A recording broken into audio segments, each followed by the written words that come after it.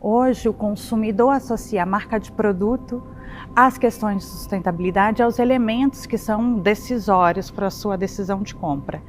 Aqui é um avanço que, para mim, é transformador para a sociedade, porque eu realmente acredito no poder do consumidor para liderar e conduzir mudanças da sociedade.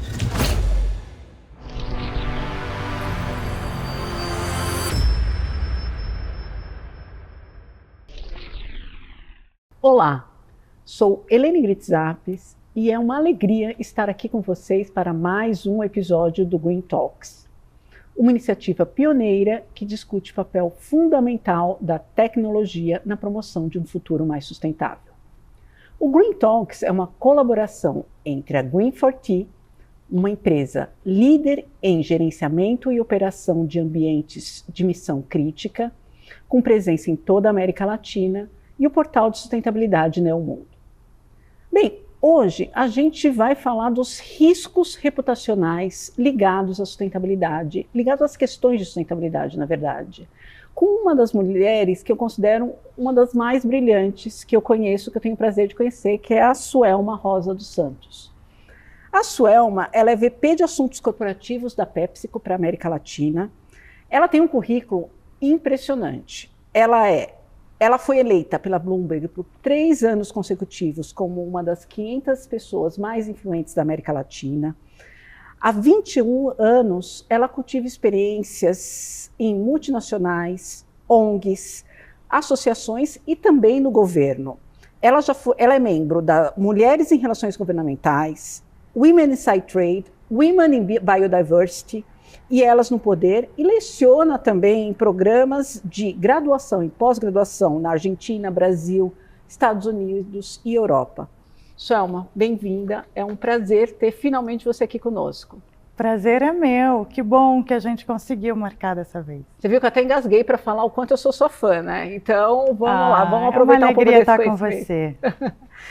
Suelma, vamos lá. Você tem uma trajetória que você já passou por diversos campos. Me conta um pouco como é que você mudou sua visão de sustentabilidade, tendo passado por empresas multinacionais, pelo governo e por ONGs. Conta um pouco como é que são essas visões, como é que você construiu o seu posicionamento. É interessante quando você consegue ver a mesma matéria sob diferentes perspectivas. Pensar as diferentes responsabilidades também dentro da agenda de sustentabilidade. Eu passei quase 8 anos no governo federal brasileiro e tenho uma grande admiração e respeito pelas equipes técnicas que trabalham ali e que desenvolvem políticas públicas que, para mim, é a única maneira de trazer soluções em escalas para sociedades complexas e para um país do tamanho do nosso.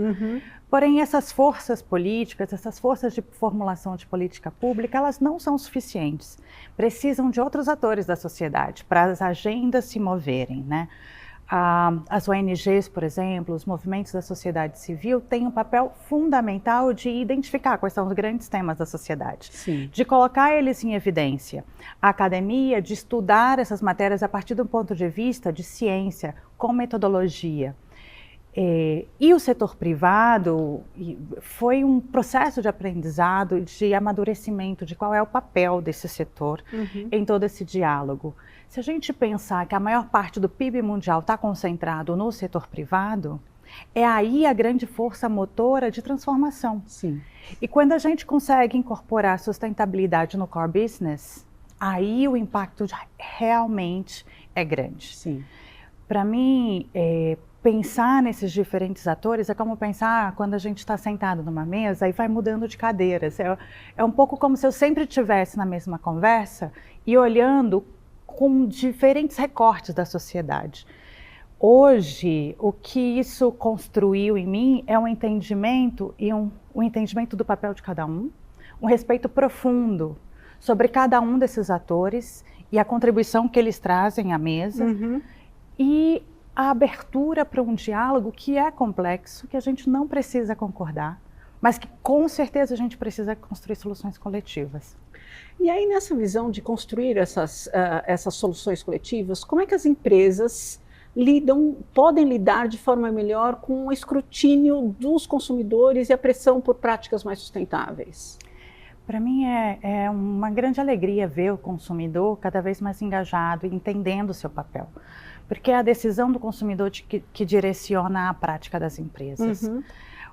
A dificuldade que o consumidor e que o cidadão comum tem no dia a dia é de entender e decodificar essa ciência complexa por trás desse processo decisório.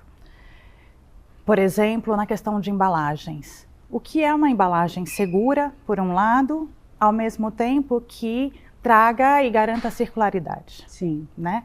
Que reduza o volume de resíduos sólidos, que permita a reciclabilidade. E o que era essa reciclabilidade de maneira efetiva, né? Essa é uma dimensão. Quando a gente pensa outras dimensões, outras decisões que o consumidor está tomando a cada vez que vai à gôndola, é muito complexo para o tempo de decisão que ele tem. Então, no resumo, eu acho que as empresas, todas as empresas, ainda precisam traduzir isso de maneira responsável, sim, com base em ciência, com base em dados, mas também de maneira simples. Isso ainda não conseguimos. É um desafio. É um grande desafio. Agora, você está há muitos anos já em empresas de produto de consumo e varejo. Que mudanças você viu nos últimos anos? Porque a gente sabe que é uma jornada coletiva. O que você já viu de mudança, de avanço nesses últimos anos? Acho que há alguns avanços, 3 grandes avanços a gente pode celebrar. O primeiro avanço é de que a sustentabilidade esteve por muito tempo concentrado na área corporativa.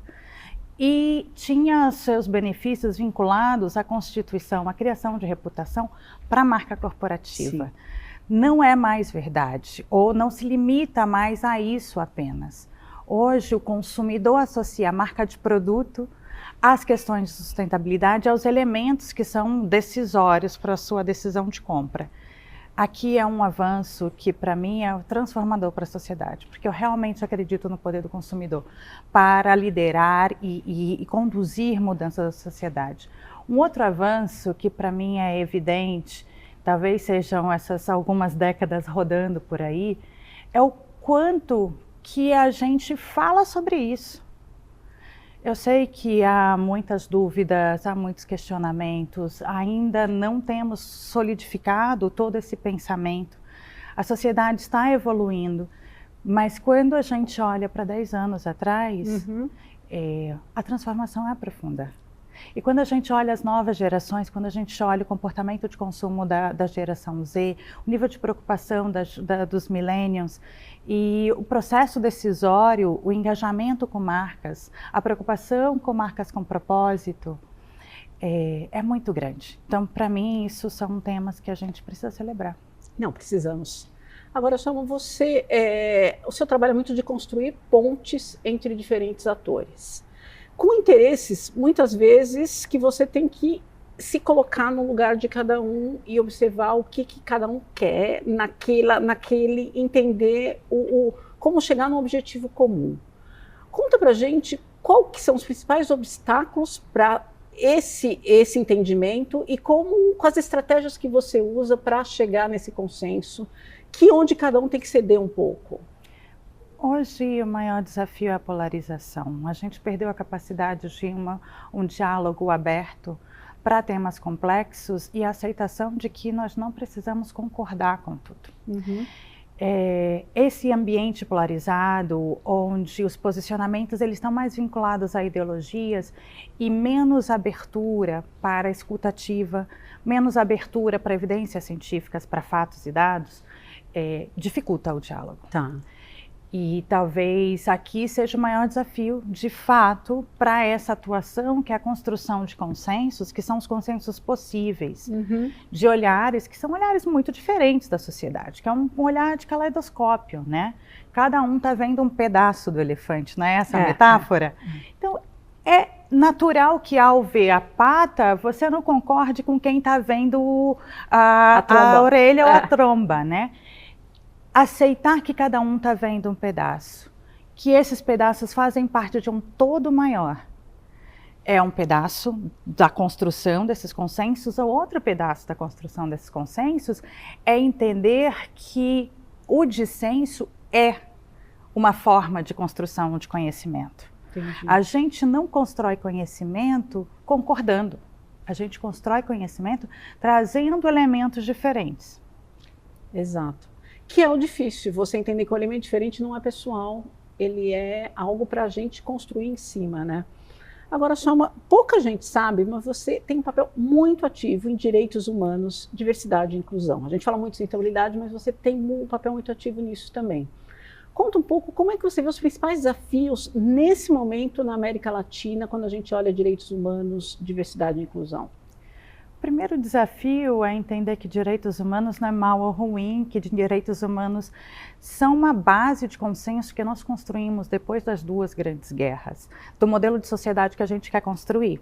Então, quando a gente pensa no documento que para mim é o mais importante, que é a Declaração Universal dos Direitos Humanos, e que depois dele nada precisava ser mais escrito, porque ali a gente já concordou com qual é o modelo de sociedade que a gente quer viver.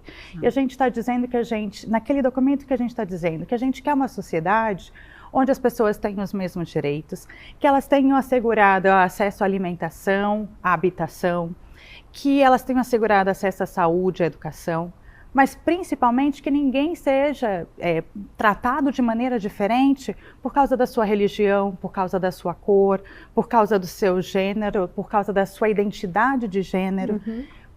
Isso tudo a gente consensuou faz 80 anos. E essa construção ainda é uma construção de direitos. Eu realmente tenho uma paixão por isso, dá para perceber na forma como eu falo sobre o assunto. A minha decisão de trabalhar nas Nações Unidas sempre teve a ver com isso, por exemplo, foi um sonho de adolescente, foi o que me guiou para estudar relações internacionais. Mas depois que eu entendi que são direitos básicos, essenciais, que quando a gente tem os nossos direitos assegurados e quando a gente se sente pleno para exercer o nosso total potencial, nosso pleno potencial, é aqui que as transformações realmente relevantes na sociedade acontecem. E o que eu trato de fazer é dar a minha pequena contribuição em cada lugar que eu chego. Pode ser numa empresa, pode ser na ONG que eu trabalhei. As ONGs têm um grande desafio de equidade e diversidade e inclusão. Um desafio muito grande. Talvez o mundo corporativo tenha avançado mais em promover atuações intencionais nessa direção. Exato. E quando a gente pensa América Latina, a gente está pensando em vários elementos. A gente está pensando em toda a problemática em torno da violência contra a mulher. A gente não está falando só sobre equidade de gênero, sob a perspectiva de acesso ao direito ao trabalho, né? Ou ao crescimento profissional e à ascensão a posições de liderança, ou a posição de mulheres na política. A gente também está falando de uma sociedade que tem uma reparação histórica a cumprir. No nosso caso, o Brasil, sendo o último país do mundo a acabar com a escravidão moderna, isso está presente no dia a dia da nossa sociedade. Mas quando a gente vai para os outros países, as populações indígenas, né? No Brasil a gente tem uma população indígena aí por torno de 2 milhões de habitantes. Mas quando a gente vai para outros países, a gente está falando de uma maioria minorizada e muito vulnerável. Então, junto com as questões sociais, para mim esse é o tema mais crítico da América Latina. Sim, e pouco endereçado em alguns momentos, né? A gente falou de engajamento de stakeholders e parcerias. Aí eu quero que você conte um pouco para a gente, um pouco da fórmula para formar parcerias em atores tão diversos. Porque você é a mulher das parcerias que faz todo mundo colocar junto. Conta um pouco como é que você consegue isso. O primeiro passo é que para construir parcerias é importante abrir mão do protagonismo.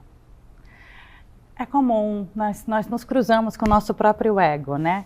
E é comum que a gente queira construir uma aliança que tenha a nossa cara. Mas uma aliança real, ela vai ser construída a todas as mãos que estão participando dela. Então, abrir mão do protagonismo para criar um ambiente de co-construção coletiva é o passo essencial. O outro a gente já falou, que é entender como conversar, mesmo quando a gente tem opiniões dissonantes. Sim. evitando polarização e permitindo, criando um ambiente favorável ao diálogo, né?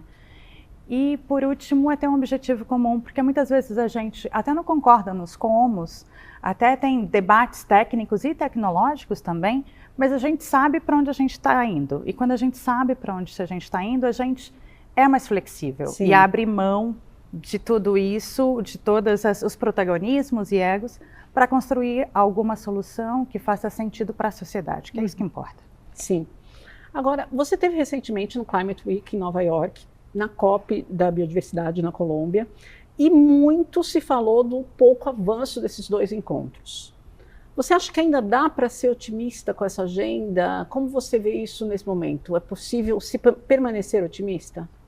É possível, sim. A primeira vez que eu fui numa COP de biodiversidade foi aqui no Brasil. O Brasil hospedou a COP de biodiversidade em Curitiba, se eu não estiver enganada. 2006 pode ser que minha mente já esteja me traindo, mas ao redor disso. Naquele momento, a gente estava conversando pelos primeiros passos em repartição de benefício. Hoje Sim. Nós já temos um protocolo de Nagoya plenamente estabelecido, incorporado ao marco jurídico brasileiro. Então, quando você pensa que é lento, porque os processos multilaterais são lentos, e eles são baseados em consenso, às vezes dá angústia. Quando você está há muito tempo nesse processo, e você vai, né, ficando mais madura, você vai se perguntando para quem que você vai deixar esse legado, né? E o que me anima, de fato, primeiro é o nível de tecnologia que a gente avançou, as soluções tecnológicas a partir de startups, que trazem soluções baseadas na natureza, me motiva muito, porque aqui eu vejo que tem um grupo de pessoas no mundo e muito fortemente no Brasil, trazendo inovação de verdade. Sim. E trazendo soluções que realmente se alinham com esse futuro, uma economia de baixo carbono, uma economia verde, e que o Brasil tem um potencial enorme. E para a Climate Week virou quase que a minha Disneylândia a cada ano, porque também é um momento que me alimenta. Tá. A Climate Week em Nova York é uma reunião de eventos muito diferentes na cidade inteira. Então estão lá os investidores, estão lá as startups, estão lá a academia, estão lá os jovens, estão lá os idosos, como as idosas da Suíça, que processaram o Estado suíço porque as mudanças climáticas estavam impactando a saúde delas. É sensacional. Elas estavam lá, cruzei com elas, maravilhosas, tirei foto também. Mas quando você vê aquela energia funcionando, a despeito do processo negociador propriamente dito, você fala, opa, o movimento está acontecendo em vários âmbitos. É claro que existem momentos políticos onde os avanços são mais concretos, porque o ambiente proporciona avanços mais concretos, regulatórios, do processo de negociação multilateral. Mas, independente disso, as transformações nessas outras áreas da sociedade, na academia, na ciência, no setor privado, nesses novos ecossistemas de empresas e de soluções para a bioeconomia, você fala, opa, vai dar certo. Não, eu gosto quando a gente fala com a sua alma, porque ela tem uma perspectiva histórica e a gente acaba sempre otimista. Aí, falando em otimismo, qual é a sua expectativa para a COP 2030, a COP 30 do ano que vem aqui no Brasil? Eu tenho pensado muito sobre isso, até escrito um pouco sobre. A minha expectativa pessoal é que a gente consiga convergir algumas pautas importantes. Eu fiz questão de ir à COP em Cali por vários motivos, mas é porque realmente o tema de biodiversidade é uma paixão. E eu vejo que cada vez mais a agenda de biodiversidade se aproxima da agenda de clima. Essa área de intersecção e convergência é importante e acho que a gente tem a oportunidade de liderar, sendo o país mais megadiverso do mundo, ao mesmo tempo que somos um país que traz soluções para uma economia de baixo carbono. A gente pode crescer com base nisso. Essa é uma dinâmica. A outra você sabe da minha paixão pela floresta, né? Pelos povos originários, indígenas, Fui lá morar com os Rony Queens. Esse final de semana tive com eles aqui perto em Mogi das Cruzes, onde eles têm uma comunidade que eles mandam os jovens indígenas para estudar. Maravilhoso.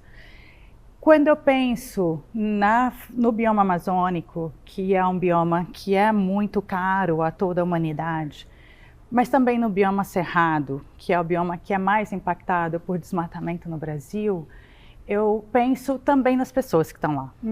E acho que a gente tem a oportunidade de ter uma COP onde a floresta ela é vista de uma outra maneira. Ela é valorizada como floresta em pé, mas ela também reconhece que só na Amazônia brasileira vive 29 milhões de pessoas. Sim.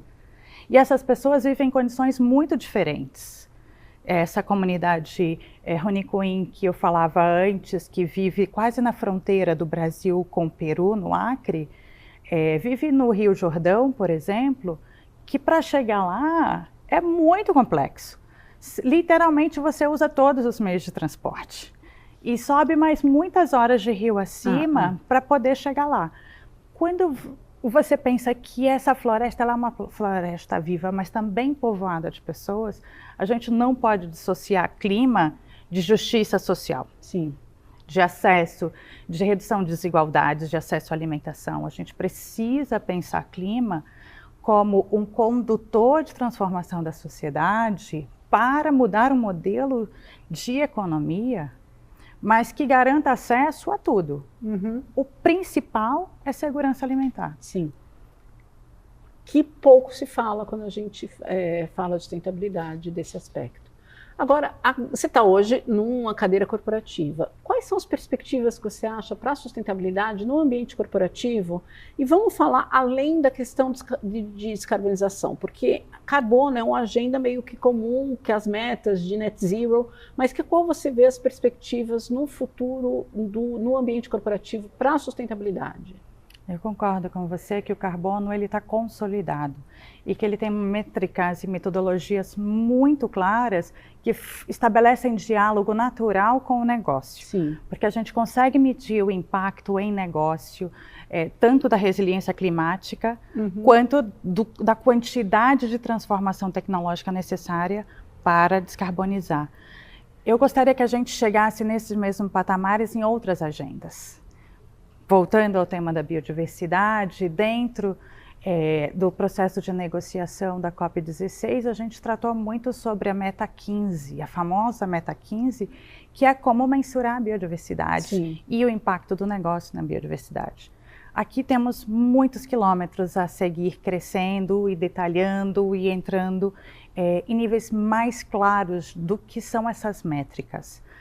Mas existem outras agendas. A agenda de água, por exemplo, que é uma agenda cara para a PepsiCo, ela é uma agenda que está trabalhando algumas dimensões. A primeira é, no nosso caso, garantir que a quantidade de água que a gente retira dos sistemas onde nós operamos sejam retornados, ou seja, que a gente retorne 100% e a gente recomponha essa bacia hidrográfica da qual a gente faz parte. Tá.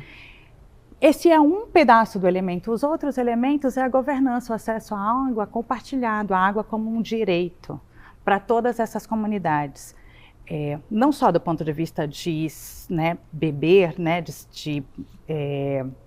de acesso à água para as pessoas, mas também para a agricultura, para outras indústrias. Esse é um outro elemento que a gente, no Brasil, a gente lembra a cada crise hídrica, mas que, na verdade, as medidas de recomposição, existe até um jargão dentro da conservação e preservação ambiental que chama de produtor de água. Porque o que produz água? O que produz água são florestas, Sim. matas ciliares, que geram óleos da água e que reabastecem o sistema.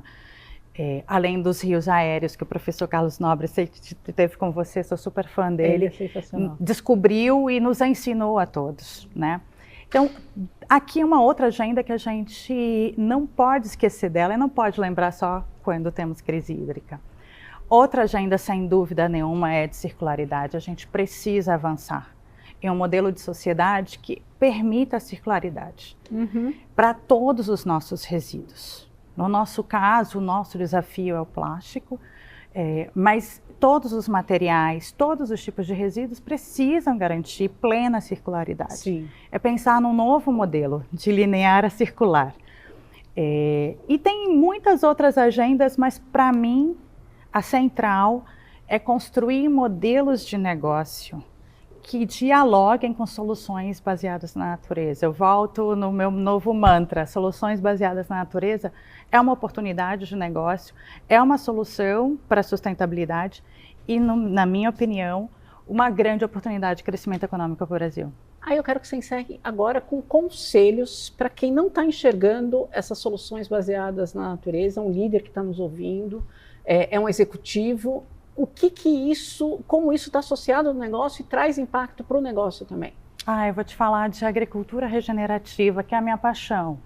Quando você pensa em agricultura regenerativa e os resultados em resiliência para o produtor, né, rural, quando você pensa na capacidade de reabastecimento de água dentro desses sistemas hidrográficos, quando você pensa nessa lógica, que é uma lógica onde você produz alimento, ao mesmo tempo que você garante fixação de nitrogênio, captura de carbono, qualidade de vida do solo, essa recomposição da qualidade de vida microbacteriana no solo, e a possibilidade de integrar diferentes metodologias que vão desde rotação de culturas até a integração lavoura-floresta, a gente pensa, isso deve ser muito caro. Não. Na nossa experiência, por exemplo, na produção de batatas e na produção de bananas, a incorporação de bioinsumos nessa lógica,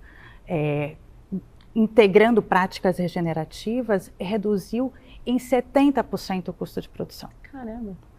Então, quando você pensa que você pode ter tudo junto, e não custa mais? Não custa mais, é quando eu me animo e deixo esse recado para todo mundo de existem soluções que são escaláveis e que não precisam ser extremamente mais caras. Essa dicotomia que a gente construiu historicamente de que sustentabilidade é caro, a gente vai ter que trabalhar junto para trocar. Muito bom. Soma, eu poderia ficar horas aqui ouvindo, mas a gente tem que encerrar. Um prazer sempre te ouvir, aprender com você. E agradeço vocês que estiveram aqui conosco nesse episódio do Green Talks. Continuem nos acompanhando lá nas redes sociais da Green4T, da Neomundo, e até o próximo episódio. Até já!